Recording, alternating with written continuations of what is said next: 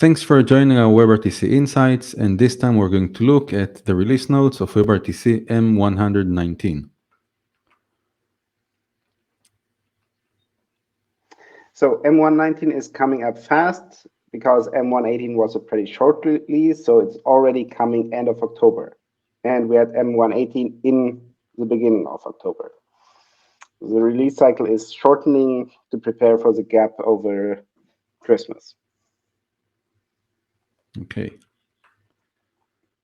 So what are the things that we need to investigate this time? So we had this one PSA from me: WebRTC won't send RTCP BY anymore when disabling a layer. And if you have a server that relies on BY, it won't get a BY anymore. But it was sent in the wrong cases and not in the right cases, so just ignore any BYs. Okay. You're good. Another PSA by me. There seems to be a pattern here. So we have some DTLS changes which were driven by the boring SSL folks, and we're now testing them out in the WebRTC, and you should do some interrupt testing.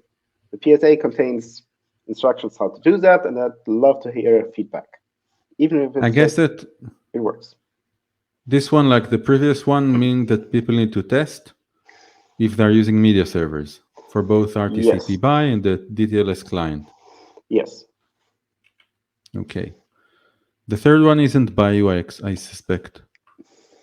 Well, this is a security issue that came up as a 0-day found by some Google advanced threat analysis group, and they saw it exploited in the wild. So WebRTC team looked at the issue and they released this PSA, how to handle it, and the recommendation is to upgrade libvpx. And from what we've seen, people who are on very old releases have trouble upgrading, which is the reason you should never get stuck on an old release. Yep, that's always true, with WebRTC at least, because things tend to change. Yes. I guess even if you look at the work that is being done, we've been talking about, we just said that we're going to remove the question of is this a feature release or these kinds of things, or if it's just stability. And although we had more than a year of stability releases, a lot of that work is like Google coming in, replacing bits and pieces, re-architecting a lot of the code internally. And if you're making changes in libWebRTC and then staying in the back releases, it will be very hard to move forward with them. Yes, yes. I generally recommend not being left behind more than 4 releases, because after that it gets incredibly hard to upgrade.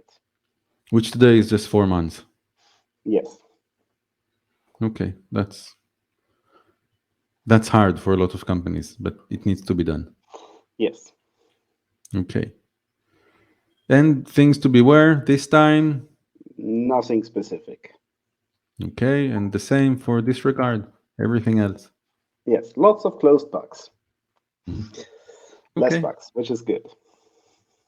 Thank you for joining us. Thank you for joining us in this release notes, and see you next month again. See you. Bye, everyone.